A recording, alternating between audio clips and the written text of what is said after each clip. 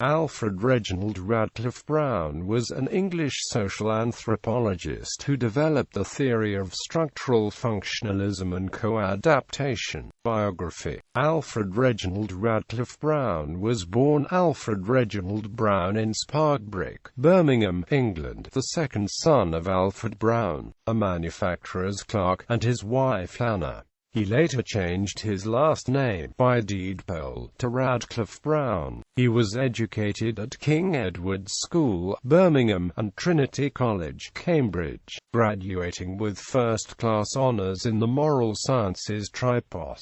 While still a student, he earned the nickname Anarchy Brown for his close interest in the writings of the anarcho-communist and scientist Peter Kropotkin. Like other young men with blood in the veins, I wanted to do something to reform the world, to get rid of poverty and war, and so on. So I read Godwin, Proudhon, Marx and innumerable others. Kropotkin, revolutionary, but still a scientist, pointed out how important for any attempt to improve society was a scientific understanding of it. Quote, he studied psychology under W.H.R. Rivers, who, with A.C. Haddon, led him towards social anthropology. Under the latter's influence, he traveled to the Andaman Islands and Western Australia to conduct fieldwork into the workings of the societies there, serving as the inspiration for his later books The Andaman Islanders and the Social Organisation of Australian Tribes. However, at the 1914 meeting of the British Association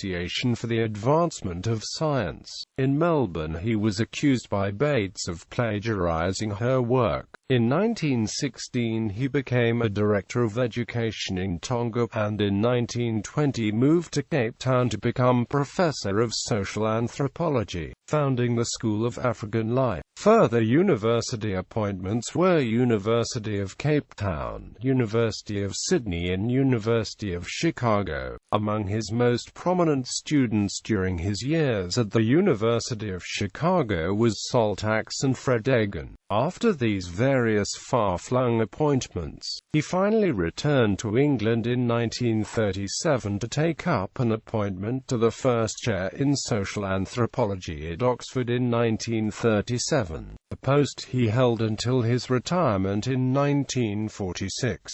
He died in London in 1955, while he founded the Institute of Social and Cultural Anthropology at Oxford. According to Rodney Needham, his absence from the institute during the war years prevented his theories and approach from having a major influence on Oxford anthropology work. He has been described as the classic to Bronislaw Malinowski's romantic. Radcliffe-Brown brought French sociology to British anthropology, constructing a rigorous battery of concepts to frame ethnography. Greatly influenced by the work of Emile Durkheim, he saw institutions as a key to maintaining the global social order of a society, analogous to the organs of a body, and his studies of social function examine how customs aid in maintaining the overall stability of a society. Concept of function. Radcliffe-Brown has often been associated with functionalism, and is considered by some to be the founder of structural functionalism. Nonetheless,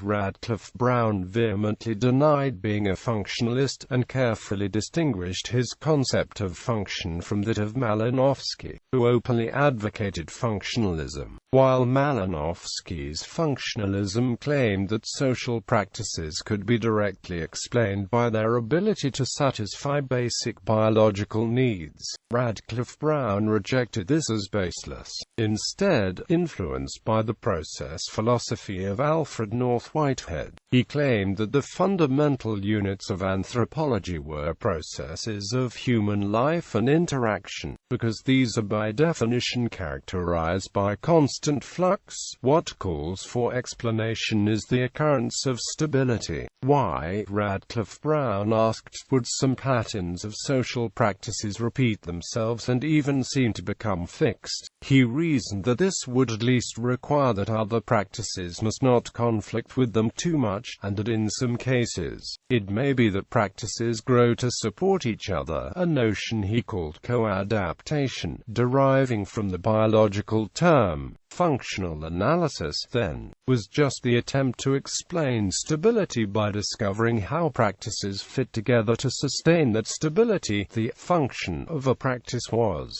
just its role in sustaining the overall social structure, insofar as there was a stable social structure. This is far from the functional explanation later impugned by Karl Hempel and others. It is also clearly distinct from Malinowski's notion of function, a point which is often ignored by Radcliffe-Brown's detractors. Malinowski has explained that he is the inventor of functionalism, to which he gave its name. His definition of it is clear: it is the theory, a doctrine, that every feature of culture of any people past or present is to be explained by reference to 7 biological needs of individual human beings. I cannot speak for the other writers to whom the label functionalist is applied by the authors, though I very much doubt if Redfield or Linton accept this doctrine. As for myself, I reject it entirely, regarding it as useless and worse. As a consistent opponent of Malinowski's functionalism, I may be called an anti-functionalist.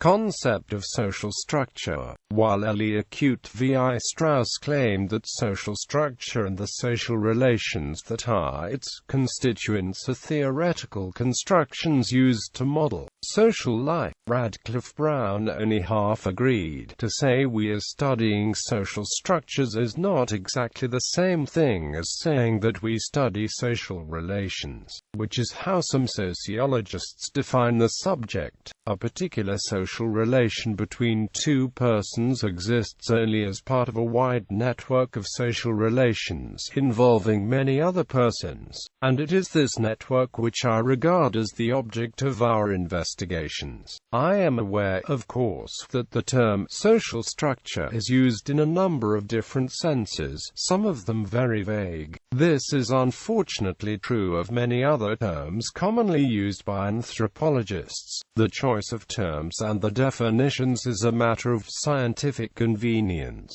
but one of the characteristics of a science as soon as it has passed the first formative period is the existence of technical terms which are used in the same precise meaning by all the students of that science. By this test, I regret to say, social anthropology reveals itself as not yet a formed science.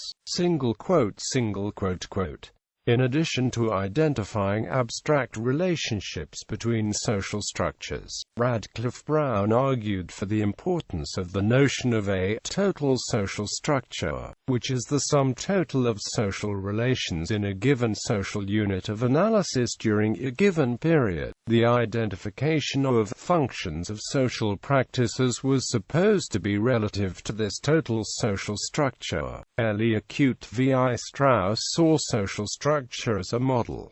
Evolutionism, diffusionism, and the role of social anthropology. A major view in the study of tribal societies had been that all societies follow a unilineal path, and that therefore primitive societies could be understood as earlier stages along that path. Conversely, modern societies contained vestiges of older forms. Another view was that social practices tend to develop only once, and that therefore commonalities and differences between societies could be explained by historical reconstruction of the interaction between societies. According to both of these views, the proper way to explain differences between tribal societies and modern ones was historical reconstruction. Radcliffe-Brown rejected both of these views because of the untestable nature of historical reconstructions. Instead, he argued for the the use of the comparative method to find regularities in human societies and thereby build up a genuinely scientific knowledge of social life. For social anthropology, the task is to formulate and validate statements about the conditions of existence of social systems and the regularities that are observable in social change. This can only be done by the systematic use of the comparative method, and the only justification of that method is the expectation that it will provide us with results of this kind, or, as Boas stated it, will provide us with knowledge of the laws of social development. It will be only in an integrated and organized study in which historical studies and sociological studies are combined that we shall be able to reach a real understanding of the development of human society.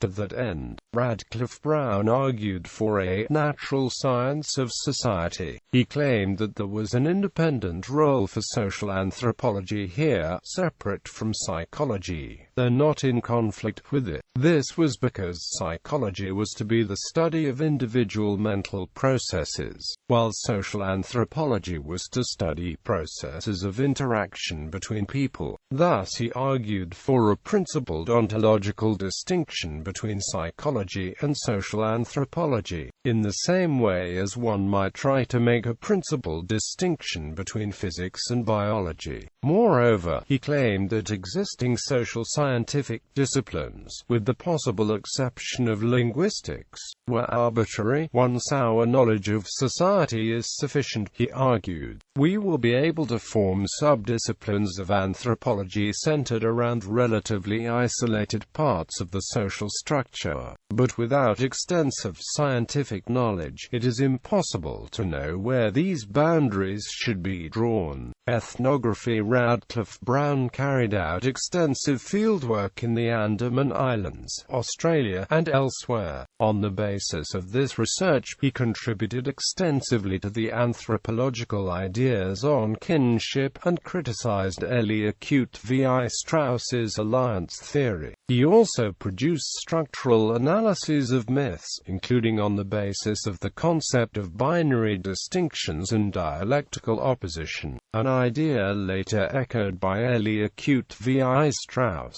Criticisms. Radcliffe-Brown was often criticized for failing to consider the effect of historical changes in the societies he studied, in particular changes brought about by colonialism, but he is now considered, together with Bronislaw Malinowski, as the father of modern social anthropology. Selection of publications by Radcliffe-Brown. 1922, The Andaman Islanders, A Study in Social Anthropology.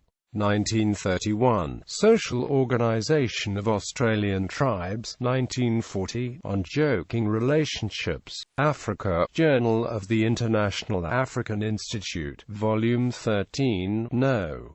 3, pp. 195 to 210 DOI 10.2307 1,156,093. 1952, Structure and Function in Primitive Society, posthumously. 1957, A Natural Science of Society, based on a series of lectures at the University of Chicago in 1937 and posthumously published by his students.